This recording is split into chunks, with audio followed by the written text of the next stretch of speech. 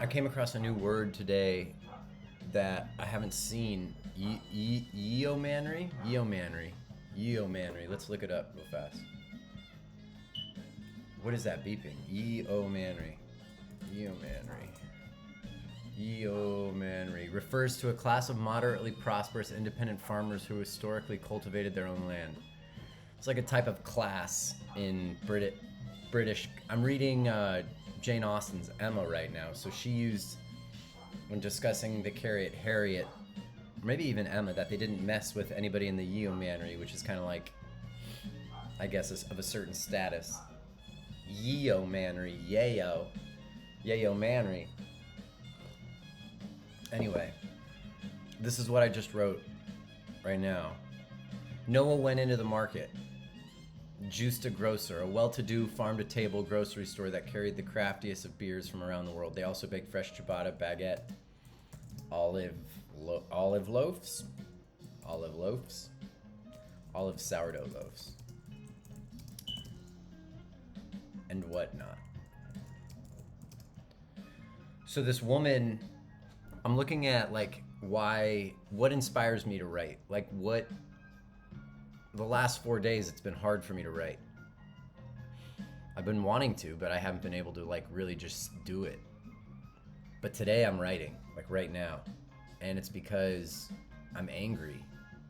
And I just got angered at this grocery store at the Justa Market. Because I went in with my dog, who's not a service dog. Her name's Ophelia. She's great. She's a little cute pitty. She's the sweetest thing. Anyway, I knew I shouldn't have done that, so I broke the rules. However, the people that run this grocery store are friends of mine because they're in the community. So Laventa's there, Jocelyn's there, they run the store, and Stacy's not there. But everybody loves Ophelia, and I've even stopped bringing her since they put the sign up about service animals. And so today, though, I thought we'll sneak in for a little baguette, a little cilantro, a little red onion, just to kind of like make a breakfast sandwich at some point. And then as Ophelia is being pet by Jocelyn and Laventa, other people come into the store. I already have everything I need. But 2 of those people out of the 6 that came in went to the front and started ordering. So they kind of didn't cut me, but I wasn't really in line. I was having Ophelia be pet by Laventa and Jocelyn. Okay, but then behind those 2 people were another 3 people, and one of them was a woman. Let's just say with fake breasts and fake lips added to her already human corpus. She was in her 50s, maybe perhaps early 60s. Beautiful woman. But she said to me in line, "Are you in line?" To which I replied, "Yeah, I am in line." But that was my first cue that she was impatient and she didn't want to have to wait for anybody else in front of her. So then she found a reason to be upset with me about being there and existing, which was my dog, and if my dog was a service animal or not. So as Jocelyn went to the other counter where Laventa is a human being who went to this counter helping these 2 people, then Jocelyn goes over here. I then go to the Jocelyn to check out. Woman over here says to somebody, "Well, I don't think that's a service animal." And then I turn to her and I go, It is a service animal. I need service." She's like, oh. "Well, what are you, an actor or something?" And I said, "Aren't we all?" But here are the retorts I would have wished I had done sooner to her. "Is that dog really a service animal?" I should have said, "No, I'm the service animal serving this dog who I found that needed a home. So I'm of service of her." Or I could have said, "Aren't you a service animal? Do you serve anyone, or you just always served yourself? Shouldn't we all be of service to something else or someone else?" No, that's not a good one. I came up with a good one. It was quite ribald. Another word for today, R-I-B-A-L-D, ribald. It means of like a comedic essence, nature. Okay, so what happened? No, I had a really good retort, and I want to write it down not perfectly, but the way it came up. Which was something like,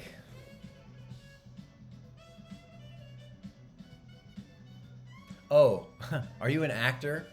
And then I should have said, "Yeah, aren't we all playing different parts? I see you came today playing the part of impatient bitch." That's what I should have said. Okay, I'll just write that one part. I see you came playing the part of impatient bitch.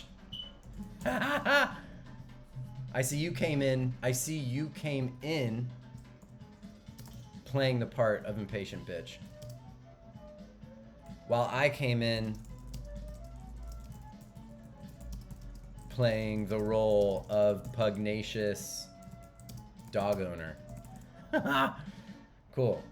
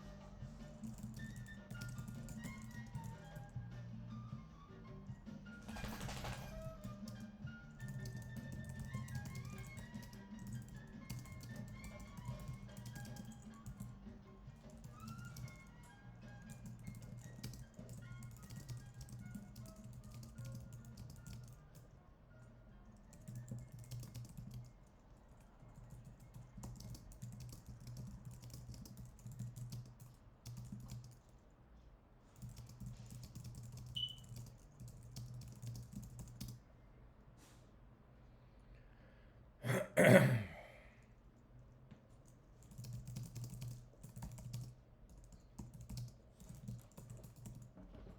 sweetest. You want to come up here and say hi to people? Here, up here. Come say hi. Okay. Oh, it is Ophelia. This is the service animal that was really upsetting. Was really upsetting people. Hi. You want to play? I know. Oh, that's for the girl. Okay. Okay. Maybe I do a little more writing and then we go play. What do you think about that? What do you think about that? She doesn't like that. She wants to play now. Oh. Good girl. We'll get more coffee. We get more coffee and then we gotta keep writing. This isn't time for the play.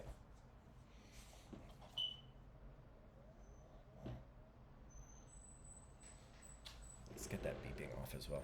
All right, this was writing in a room or something like that. I haven't given it a title, but come here and hang out with me as we write together. Create a space for writing where we can kind of feel focused and occasionally chat about ideas. But the idea of today that I think is interesting, something I'd like, if you do end up watching this and hanging out here, something to reflect on is how come I couldn't write 4 days ago, and then the second I get angry this morning, I'm like, these things can't stop. Which, if it's anger that fuels the creativity or anger that fuels the desire to express, or maybe it's just feeling so much and then needing to get it out. I'm not sure what it is, but I gotta fix that. The little beep. But whatever it is, it's an interesting thing to reflect on, because the last 5 days I was just floating through the universe, knowing I need to write, but not wanting to write. Having things I think I need to say, but not having enough motivation or spark to get me into like gear, you know? So, frickin' swords and shields, what are you gonna do? What are you gonna do? All right, let's read I guess I should read what I wrote. I guess that's part of, how this should go. Okay, let's see if it makes sense. Noah went into the market, juiced a grocer, a well-to-do farm-to-table grocery store that carried the craftiest of beers from around the world.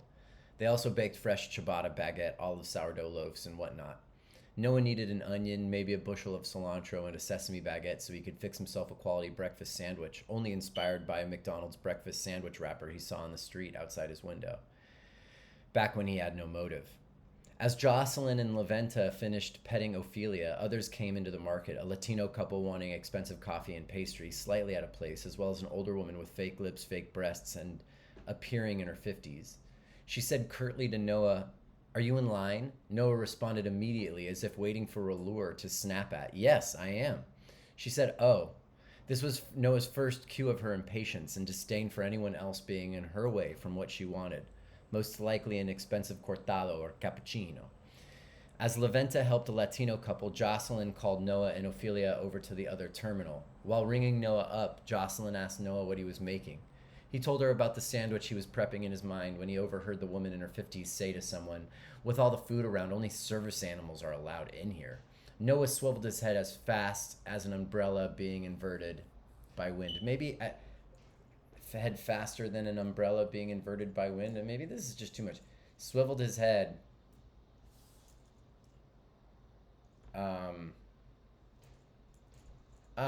Swiveled his head to its common quarreling tilt? Common quarreling, no. Noah swiveled his head. Like the snapping, like wind snapping. How about that? Like wind snapping. Noah swiveled his head. Like wind snapping.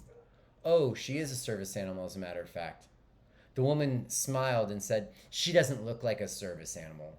Noah started to cry on command. "How could you say that? How could you say she's not a service animal? I need help coping with people like you." Nice.